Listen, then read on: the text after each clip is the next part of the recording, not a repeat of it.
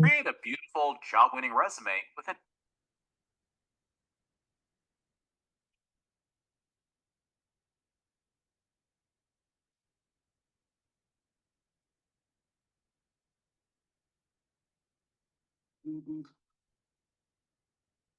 Shall I start? Yes, feel free to do. Okay, thank you for being here today. Good afternoon, good morning, everyone. My name is Mona Sawan, and I'm honored to join you from Lebanon. Our focus today is on understanding by design, commonly known as the UbD. This framework guides us in designing curriculum with a clear emphasis on student understanding and also real-world application. It's developed by Grant Wiggins and Jim Tai. UbD design begins by asking, what do we want students to understand and be able to do? From there, we plan backward to create effective learning experiences. So throughout this session, we will explore how to develop meaningful and purposeful learning units using this approach. But first, I will share a link on the chat box, please. Just open it and answer the question. انتوا رايحين بكره وبعد بكره؟ يا بكره يابا انا خميس لا انا Okay, here we go. صار موجود it's now on the chat box. Just press on it, please.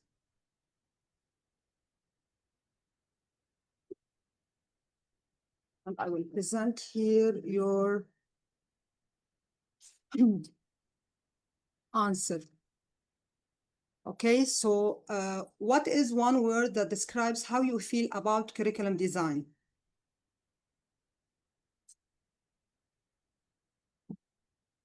You have 2 minutes to answer, please. Challenging.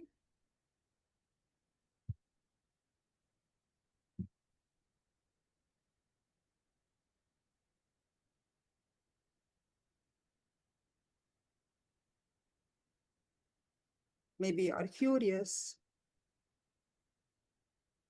Interesting word. Team. Maybe motivated, maybe confident, maybe nervous, right?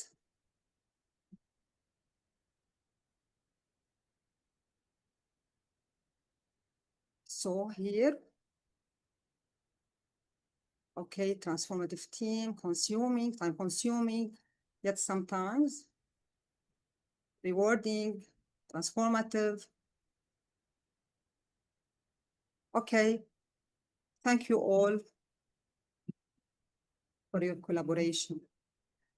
So what is UbD? UbD is more than a planning tool. It's a philosophy. It integrates curriculum, instruction, assessment, so everything is aligned toward deep understanding.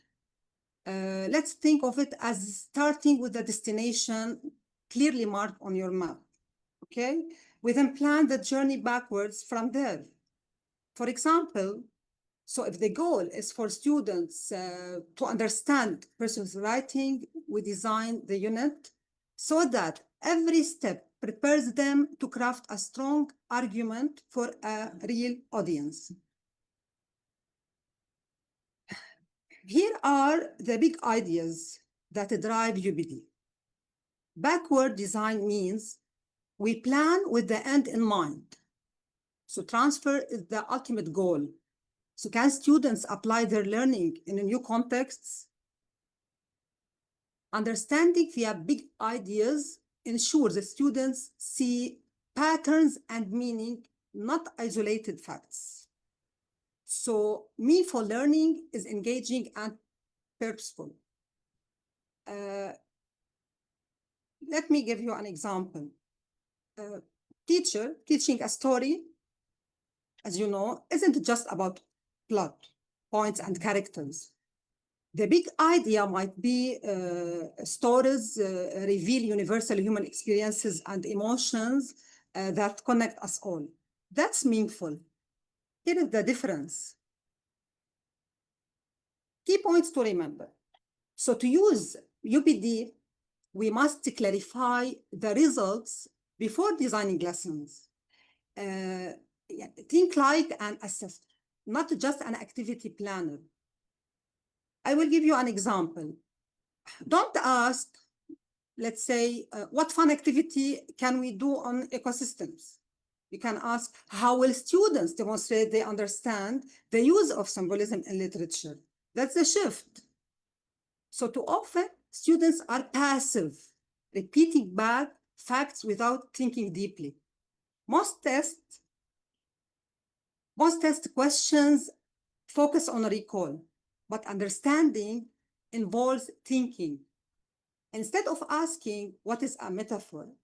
Ask students to explain how a metaphor enhances the meaning in a poem or story they have read. Okay? That requires deeper analysis.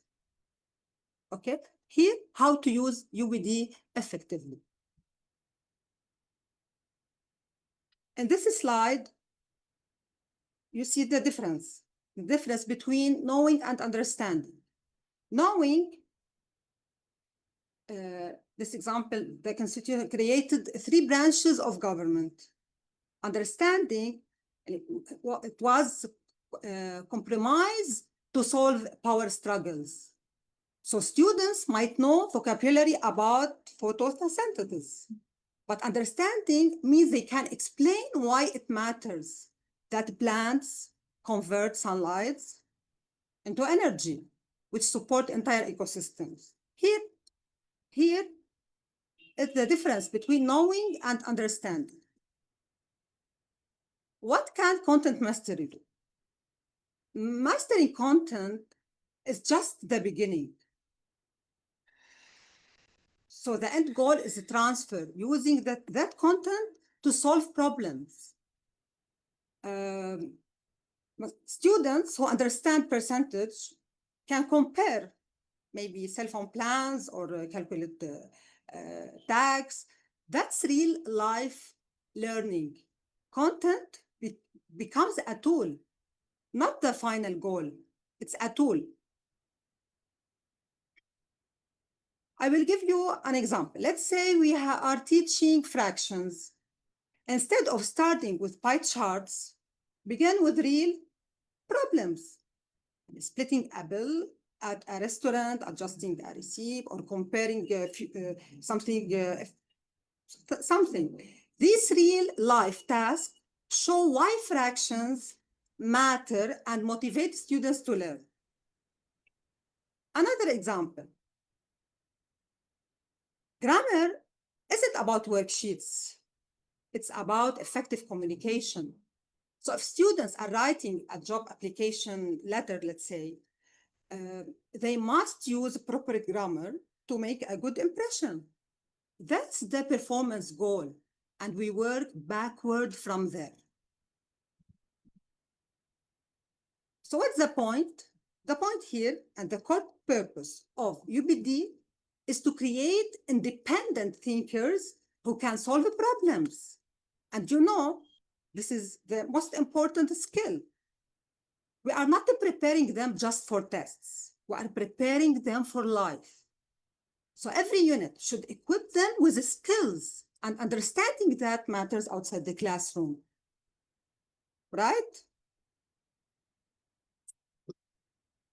The UbD has 3 stages. First stage is identify desired results, determine acceptable evidence, plan learning experiences. We don't start by asking,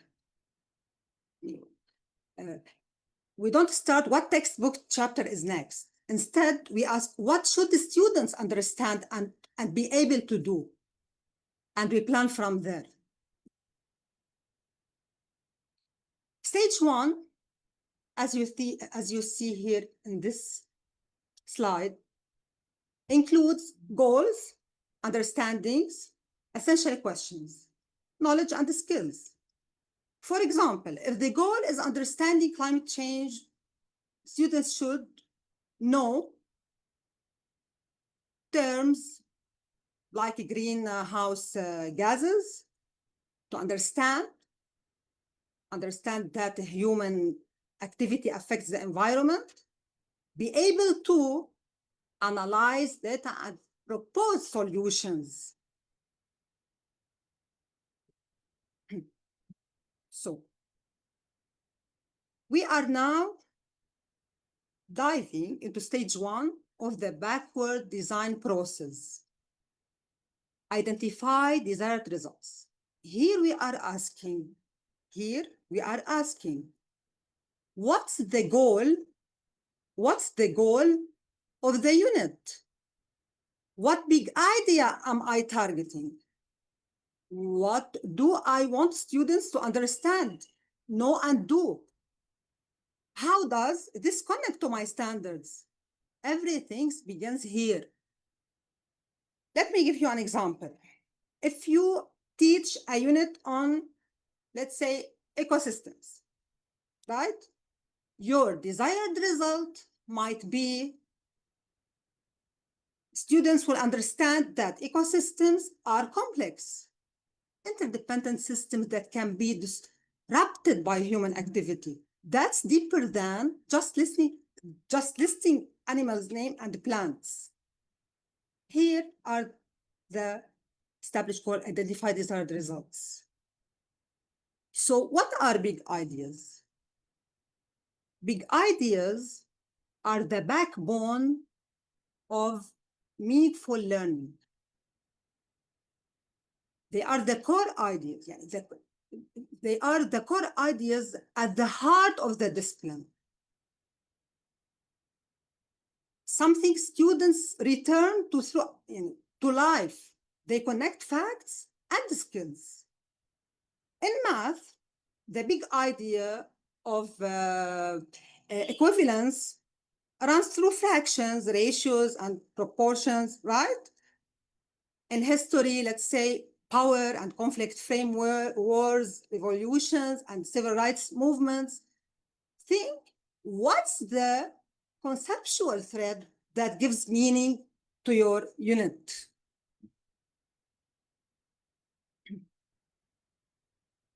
How do I know if an idea is a big idea? Not all ideas are equal. A true big idea has these qualities. It's not obvious at first glance. It gives deep insights into the subject, and it evolves over time. You can prepare checklists. Okay, I will guide you. If you are teaching the concept of freedom, ask, let's say, is it prone to misunderstanding? Is it complex and evolving? Is it core to multiple disciplines? Yes, this is the big idea. Here is the big idea, and not all ideas are equal. A true big idea has these qualities. Look at this picture. Here we see fish in a jar, right? Aquarium. The big idea here, I don't understand the student. Where I'm heading with all these ideas. This is aligned with the stage 1, identify desired results. This represents the student before clarity. Okay, at this point, we are setting goals, defining the big ideas, and essential questions that will guide learning. The fish here in the jar reflects how students often feel at the beginning, unsure, lacking of sense of direction. Okay, in image 2, this holding the umbrella in the rain, the big idea here, now I understand what I have to learn and do. It's aligned with the second stage, determine acceptable evidence. Now the student is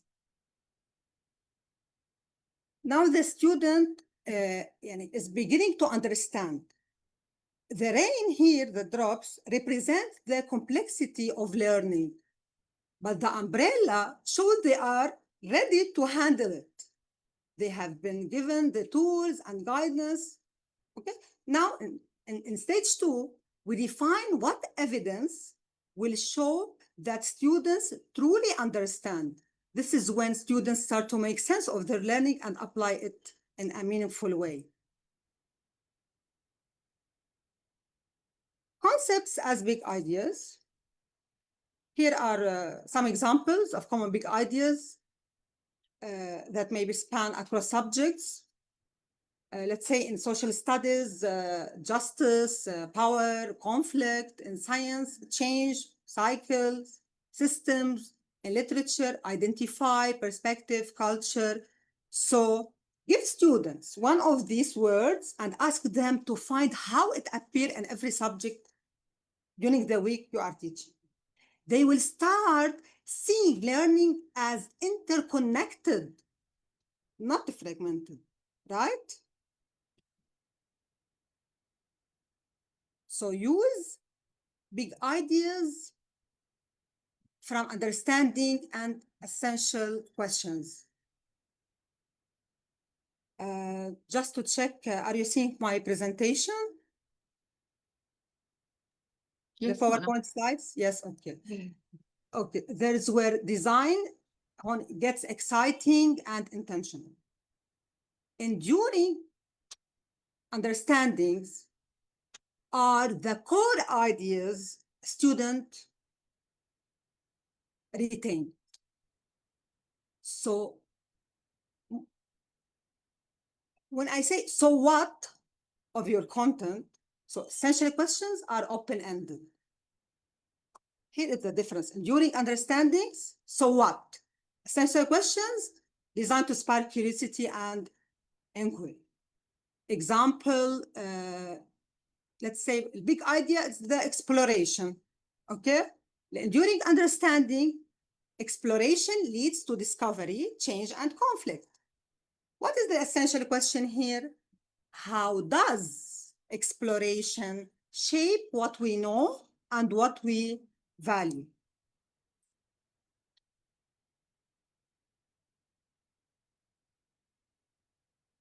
Let us take a moment to talk about what enduring understanding should look like. These are not just facts or isolated skills. They are the big picture of ideas that students should carry with them long after the unit ends. Enduring understandings should be written as generalizations framed around big ideas, timeless, not limited to single unit or topic, not just facts or isolated vocabulary. Begin with the phrase, students will understand that, right? Students will understand that. Now, let us look at an example to see the difference, okay?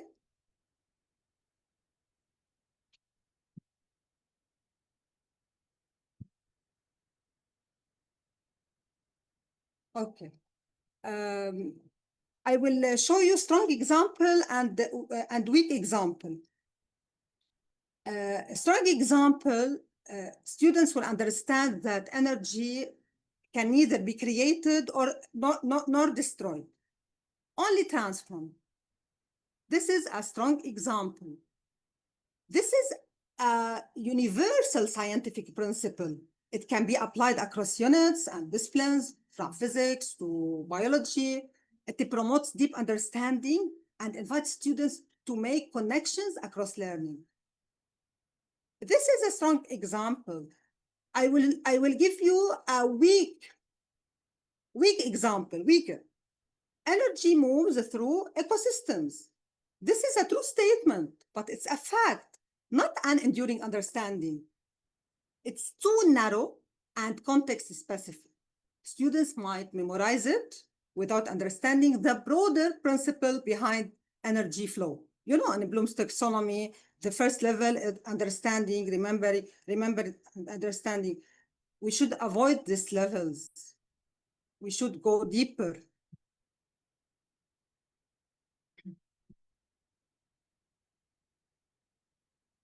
Here are another examples of understandings. I like to give examples more just to make sure that the idea is delivered in a right way. So an effective story engages the reader by setting up tensions about what will happen next, right? This statement captures a deeper principle about storytelling. It explains why stories work and not just what they include. When water disappears, it turns into water vapor and can reappear as liquid if the water is cooled. This explains the process of the water cycle, helping students understand the underlying science behind everyday phenomena. Now, in contrast, okay, here are some non-examples. Audience and purpose. This is just a topic label, not a meaningful statement students can understand deeply. Water covers 3/4 of the Earth's surface. This is a fact, but it doesn't reveal the broader, okay? It doesn't reveal the broader scientific principles or cause and effect relationships. So the example here guides students to explore why things happen and how ideas connect. These are the kinds of statements that promote lasting understanding. The non-example are either too surface level, factual, vague to support deep learning, right? What about essential questions in this stage of the UbD? They encourage exploration and deeper thinking. They spark ongoing inquiry that extends beyond the classroom. They do not have just one correct answer. Instead, they invite multiple perspectives. How would life be different? It's an example. How would life be different if we couldn't measure time?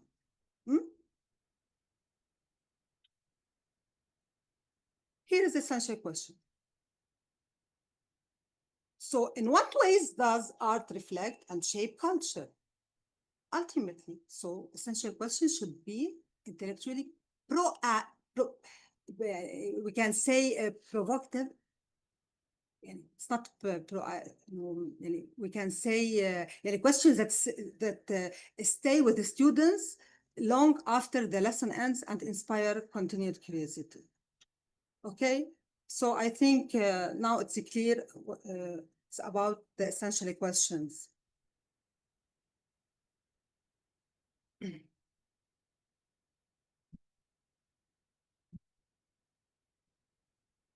Okay, what do I do with essential questions? Now, after these examples, we understand what essential questions are. First, post your essential questions visibly where students can see them every day. This keeps the questions front and center in their minds.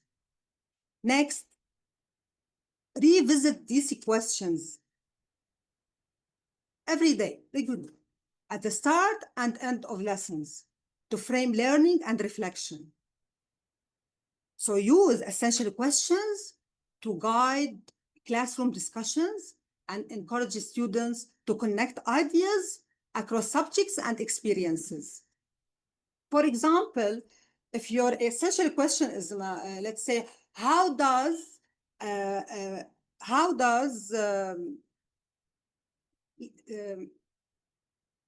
let me check if you understand what is the essential question. Please write in the chat box. I want to see your answer for engagement, okay? So give me an essential question. In the chat box, please.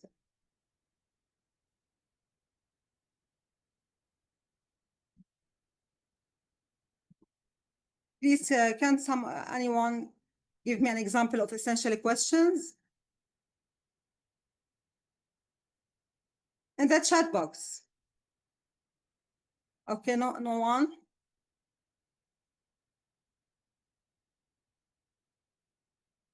Okay.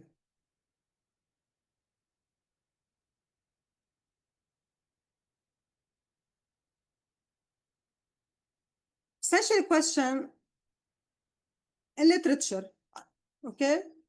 How does power influence relationships? You can refer back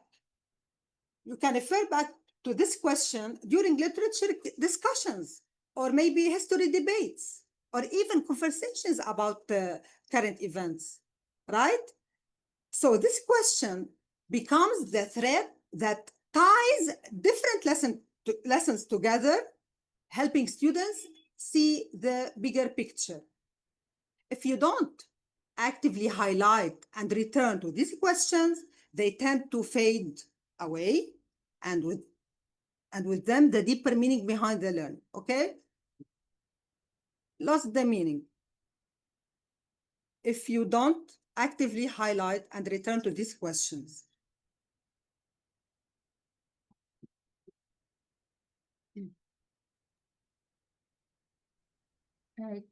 Dr. Mona, we have many answers on the chat box. Okay, We would like to check. Yeah.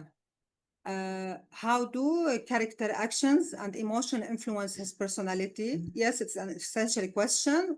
What is water cycle? What do you think, Ms. Maha? Is it an essential question? What is water cycle? How do Lebanon seasons shape the fruits we eat? And okay, right. How will I know that students are understanding what we intend to? You will see it later in the next slides. Okay, be patient.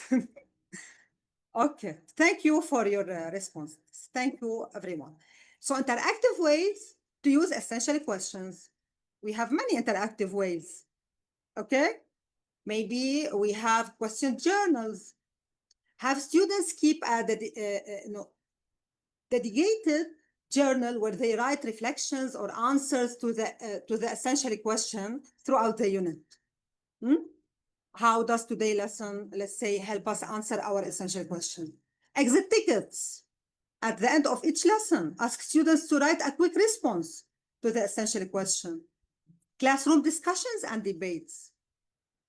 Regularly bring the essential question into group discussions or debates. Encourage students to use evidence from texts, history, or experiments to support their answers.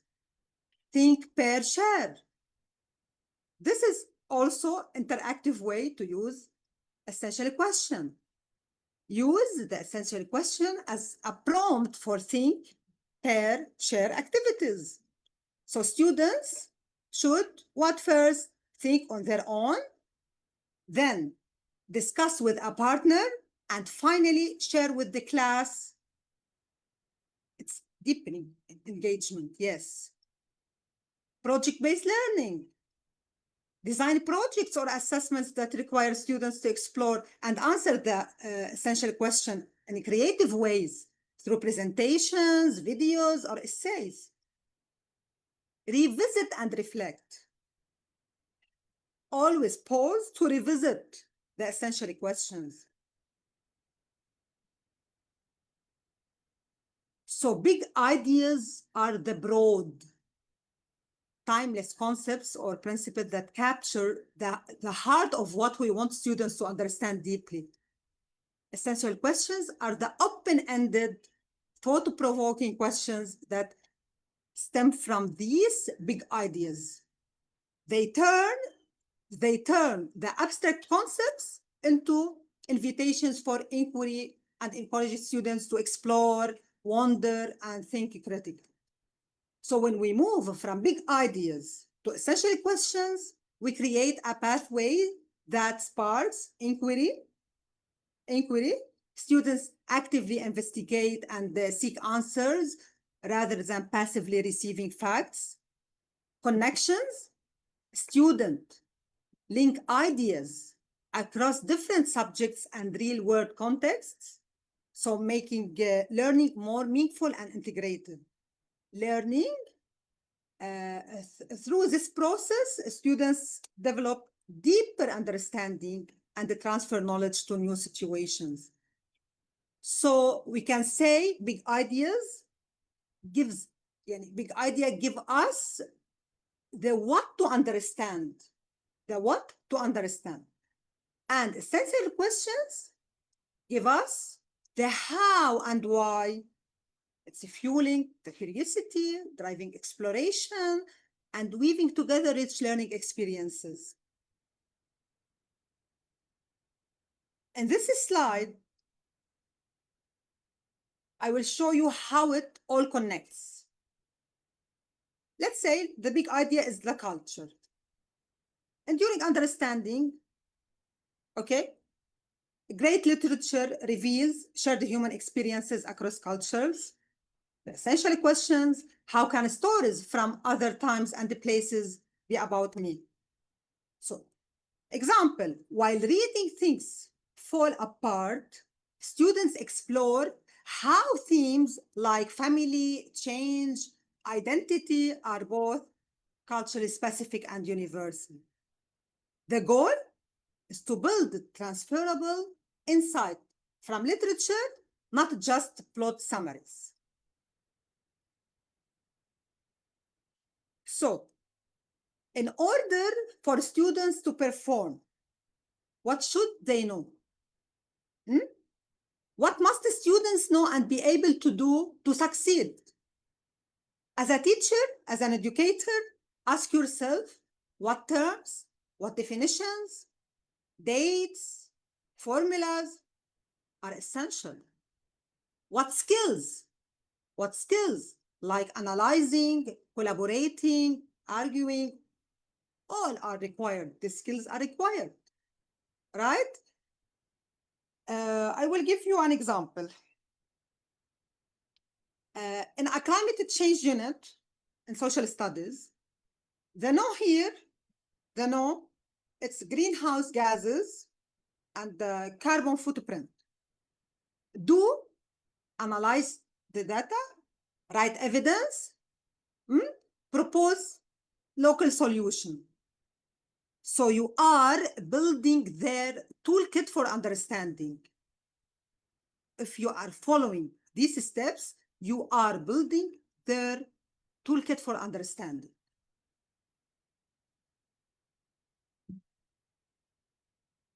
Here is a simple breakdown to clarify more, okay? So the knowledge, the what. What is the vocabulary words? Maybe the what. Maybe I use key rules and concepts, important factual details, vocabulary. Now, what about the skills? The skills is the how. The skills is the how. Thinking and communication skills, problem solving, collaboration. For example, in grammar, I will show you how. The parts of speech, nouns, verbs, adjective, etc., and sentence structure. Do identify and correctly use parts of speech in writing and revise sentences for clarity and to make sure that it's correct. Knowledge and the skills aren't separate. They work together to help students develop a deeper understanding of language. So knowledge and the skill are never separate. More example, to match knowledge with performance, also in grammar. Okay. It's the same slide. I will repeat it. Okay. Parts of speech I said, to do how to identify and correctly, knowledge and the skills aren't separate. Okay. I mentioned it before. So here we are preparing ourselves for the stage 2 of UbD. As an educator, you should ask yourself, how will I know students have achieved the desired results? This is someone asked in the chat box. How will I know students have achieved the desired results? What evidence will show they truly understand? Okay? Just completing a worksheet or a quiz? No, I want to measure. I want evidence. I want to know. So in UbD, we don't begin with a fun activity. Instead, we start with the performance goal and work backward from there.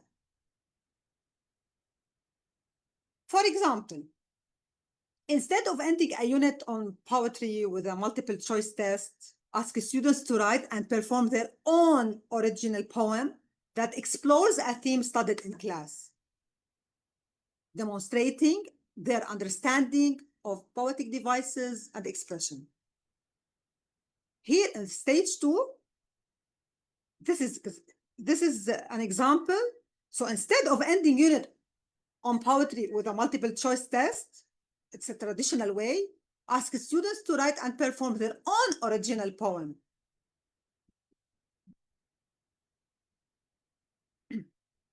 Let's quickly review where we are. We have completed stage 1, where we clarified goals, enduring understandings, essential questions, knowledge and skills. Now we move to stage 2, assessment evidence. Assessment evidence. The goal here is to think like an assessor, not just an activity planner. We ask, how will we know if students truly understand the content beyond just memorization? Let us examine this next stage together. This is where UbD really changed the game compared to traditional planning. Before we think about fun activities or daily lessons, we need to plan the assessment first. That's right. We start by designing the evidence. The evidence of what? Of learning. Then build the path that gets the students there. For example, if your unit goal is for students to understand how authors use narrative to explore identity, so your assessment might be what? Write a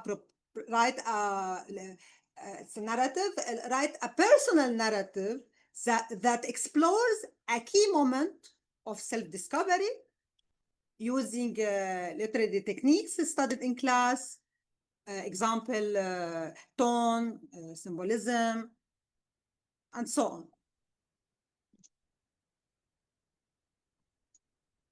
This is one of the most common pitfalls in lesson planning. We start designing engaging activities before we have clarified the evidence of learning. Let's say you are teaching a unit on persuasive writing. A typical approach might be, let's have students write a letter to the principal about a school issue. That sounds fun, right?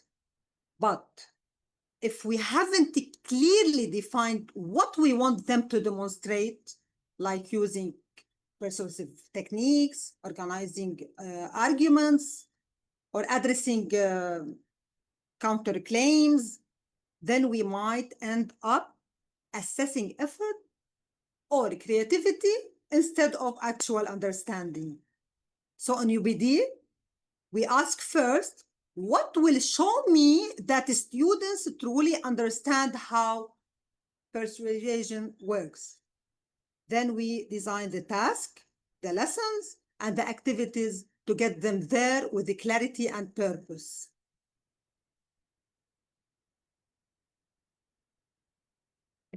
We need, again, I will say it again, we need to think like assessors first, not just activity designers.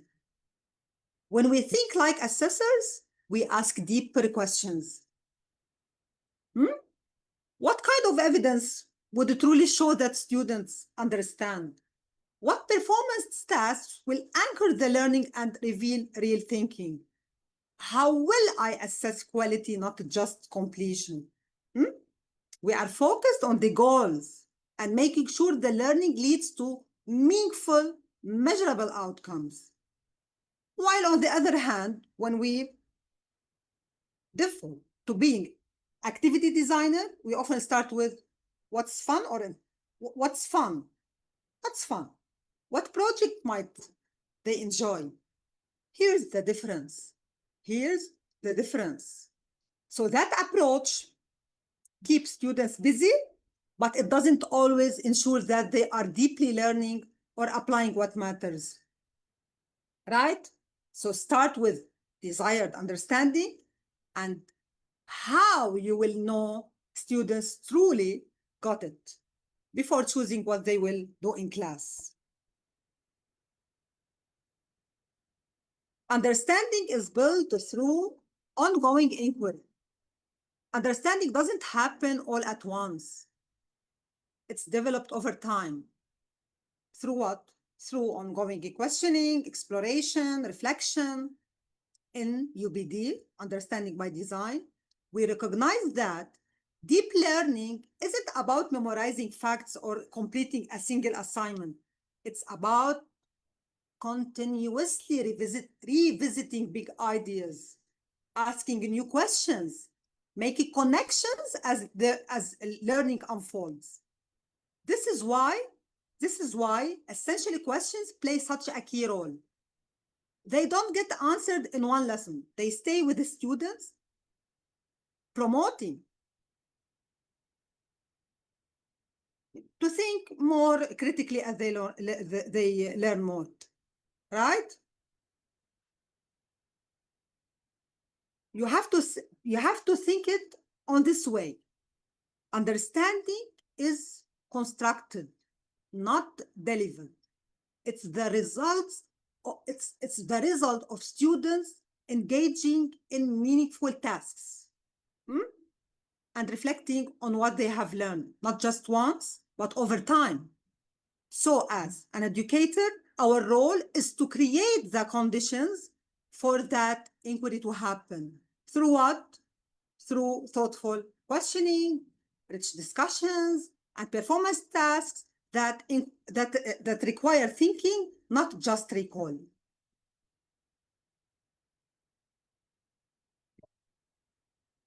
As an educator, you have to think of your unit as an assessment journey, not a single test at the end, but a series of checkpoints that guide and support learning. We want to anchor the unit with a strong performance task, right? But that doesn't mean we ignore all the other tools we already use. We can and should still include quizzes, exit tickets, discussions, reflections, and other checks along the way. These pieces of other evidence help us as an educator to monitor progress, adjust instruction, and support students before they reach the final task. So don't throw out your old assessments. Just make sure they are aligned with your goals and help build toward that larger performance task. It's not either or, it's about purposeful variety across the assessment journey. What should a performance task ask students to do? Performance tasks are not just projects. They simulate real-world applications of knowledge. They should mirror challenges people face outside the classroom, require judgment, problem solving, and creativity. Be open-ended, more than just right or wrong answers. Allow for feedback and revision. Encourage the use of multiple skills, not just recall. I will give you an example. In English unit, in an English unit, instead of simply analyzing a novel in an essay, ask students to write and perform a podcast episode that explores how a character's choices reflect a broader theme like justice, identity, or resilience. This mirrors what real journalists, storytellers, or content creators do, making it what? Authentic and meaningful.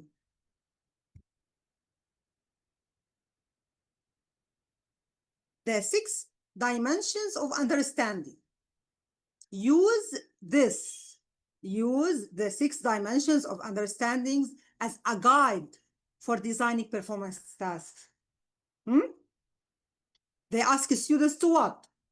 To explain concepts clearly, interpret meaning or significance, apply in new contexts, see from multiple perspectives, also show empathy. Example, in a unit of immigration, explain why people immigrate. Interpret a poem about migration. Apply understanding to current immigration debates. Right?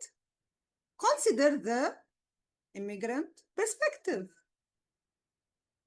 It's very important to use these 6 dimensions of understanding. They also express empathy through a creative letter. It's very important to use these 6 dimensions of understanding. Grasps. It's a performance task framework. It helps design powerful performance tasks. G is for goal, and what is the task?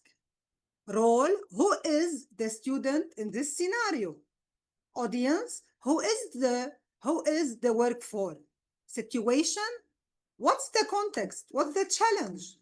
Product, what will the student produce? Standards, how will they be assessed? Example for the letter 1, which is G, goal. You can educate your students about water conservation, right? The role, environmental specialist. The audience, local community. Situation, what? Water. What is the context? What is the challenge? It's water shortage crisis. Product, what will the students produce? Maybe video, right? Standards, how will they be assessed? How? Clarity, evidence. This gives the students purpose and connects learning to real life. Every assessment you design should be what? لازم يكون في بقلبه evidence, clarity, بده يكون have clear, transparent criteria, be valid, be reliable, give enough evidence to assess understanding, promote self-assessment. So you have to provide a rubric. Then you can ask your students to self-score before submitting. This also builds ownership. The last stage, stage 3. As we prepare for stage 3, keep in mind, learning activities are now the final step, not the first. What does the learner need to do? You should ask, what does the learner need to do to achieve the desired results, to succeed in the performance task? Now, we plan lessons to build the skills, deepen understanding, prepare students for meaningful assessment. So, up next, how to build that learning path intentionally. Here's the full picture again. The 3 stages of backward design. Okay? Desired results. Clarify your goals, understandings, questions, required knowledge and skills. Assessment evidence. Design performance task and other checks for understanding. Learning plan. Now we ask, how will students acquire the knowledge and the skills they need to succeed on those tasks? This 3rd stage is where we structure the actual day-to-day learning journey. Let's explore how to do that with purpose. To plan great learning experiences, we use the where to. Where to. It's acronym as a guide. Where is this headed and why? The H, hook students at the start and hold their attention. E, equip students with tools and knowledge. R, let students rethink and revise their work. E, encourage self-evaluation and reflection. T, tailor learning to individual.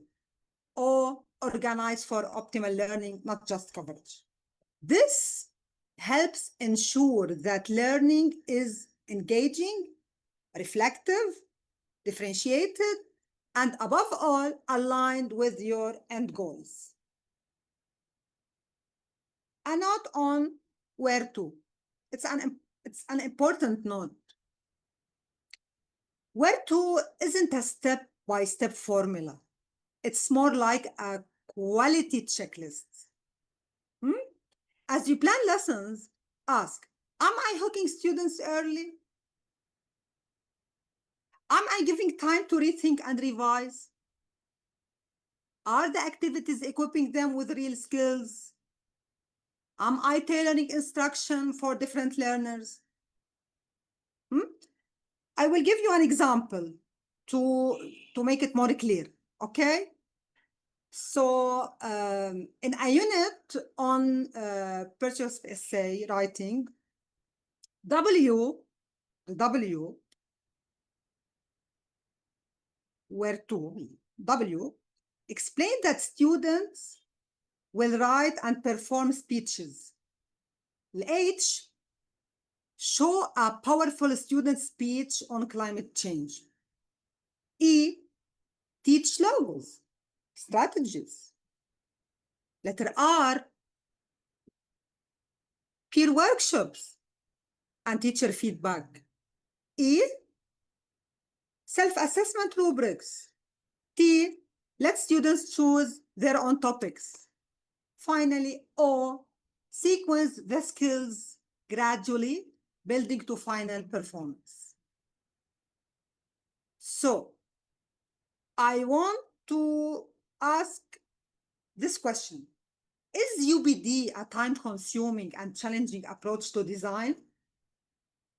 You can answer this question in the chat box. Yes or no, please.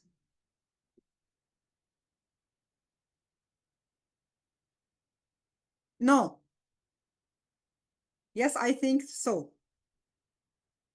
Yalla, more answers, please. No. More to be applied in a 50-minute session? No. Manal said yes, if it applied in a 50-minute session. Zainab Wahdi, no. So most of you answer no. Is UbD a time-consuming and a challenging approach to design? Yes, it is. It takes time and thoughtful effort. It's not a quick fix method. But here's the truth. If we want the students to engage with timeless questions and develop real understanding and solve authentic problems, then our planning must be equally thoughtful. We are not just covering material. We are creating learning experiences that matter. So instead of rushing through a novel or a short story, spend 2 weeks guiding students to analyze key themes, compare the author's message, to create their own written or multimedia responses. That's real learning. That is UbD. That is UbD. I want to see here, and we have to create an ecosystem. Yeah. Here is what I love, what I like, the 6 hats. Thinking in full color, using the 6 hats for deeper understanding. Now that we have talked about planning with where to, let us explore a useful thinking tool called Edward de Bono's 6 thinking hats. I call it thinking in full color because the students look at a topic through 6 different hats or ways of thinking. It's simple, but helps deepen their understanding. Each hat stands for a different kind of thinking. Okay, in the chat box, please. The blue hat helps what? I want to see if you know the 6 hats. The blue hat, help what?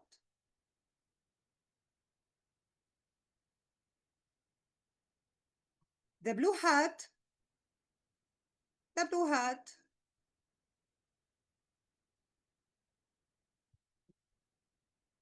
So you don't use the 6 hats in your lesson. Deduction, okay.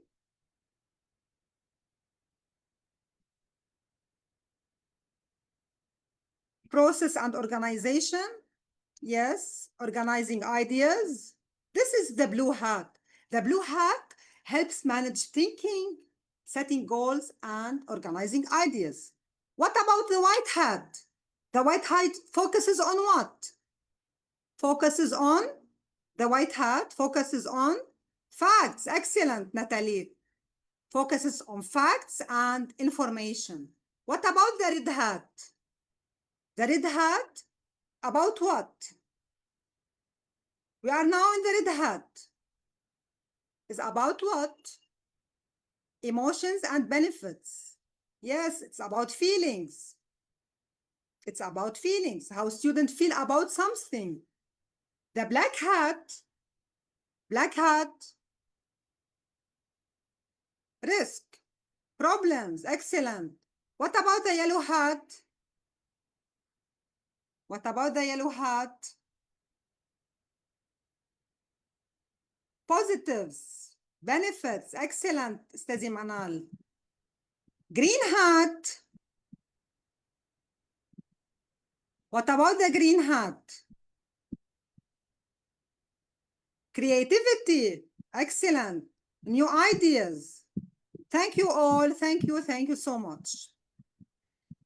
So how does this 6 hats fit with UbD? How? This tool works well in stage 3 of UbD, especially when students are rethinking and evaluating ideas. And it can also be used in stage 2 as part of a project or debate. I will give you an example for English class. If you are teaching a novel or play, have students use the 6 hats to explore it. With the white hat, they gather facts about the story and author. The red hat lets them share their feelings about the characters or events. The black hat asks them to think about the problems or conflicts. The yellow hat focuses on hopeful or positive parts. The green hat encourages them to imagine new endings or creative ideas. The blue hat helps them organize everything into a presentation or essay. So using the 6 hats, helps students see the story in many ways, moving beyond simple right or wrong answers. Also, this method builds the 6 dimension of understanding we talk about: explaining, applying, feeling empathy, seeing different perspectives, knowing themselves, and interpreting ideas. You can use this tool in any subject, by the way, where students need to think deeply from different angles. Now that we have explored this thinking tool, let me show you how it looks in action with a sample lesson plan. I will show it to you, and I will share it on the chat box also. First, I will share it in the chat box. This is a sample lesson plan. I like to share it with you to see how to design a lesson plan by UbD and the 6 hats. Okay. Now I will open it here.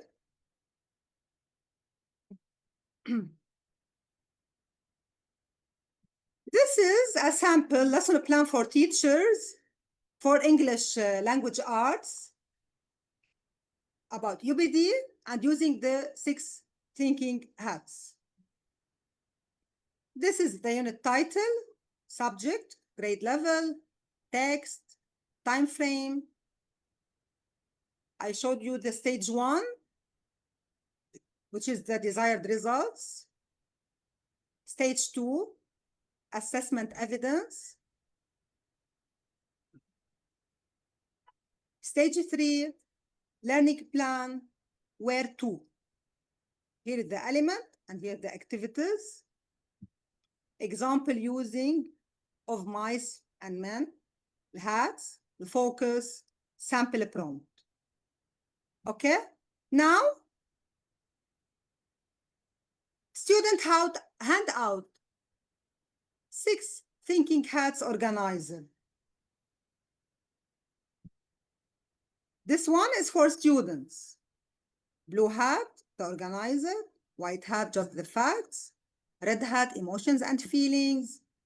Black hat, risks and cautions. Yellow hat, positives and benefits. Green hat, alternatives and creativity. Final opinion or claim. So, connecting UbD, 6 thinking hats, to classroom instruction. So to successfully implement this lesson, it's important to blend the UbD framework and 6 thinking hats with effective classroom instruction strategies. Okay, you can read it. I sent it via the chat box, okay?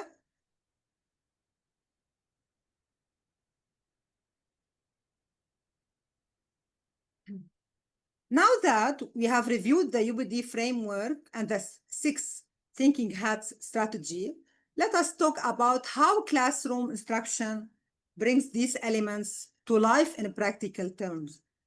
As you know, first one, it's the direct instruction. The direct instruction is essential for setting the stage. All teachers begin stating the learning objectives, right? So students understand what they are working toward. So in this case, analyzing moral or analyzing and evaluating different perspectives in literature. We introduce the 6 hats with visuals and sentences starters. Then model how to think through each hat using sample prompts from the text. This modeling shows students exactly what the critical thinking looks like, which is the most important skill, the critical thinking. Next, we move into guided practice, where students here work in groups, rotating through each hat. Here, the teacher circulates to guide thinking, right? We check for understanding regularly, as I said before, using quick reflections or exit tickets after each hat to ensure students are engaging deeply and accurately.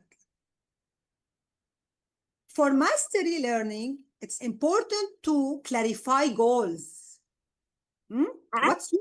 What students already know about the characters, plot, and moral vocabulary. Finally, systematic instruction helps us as a teacher, an educator, structure the lesson step by step.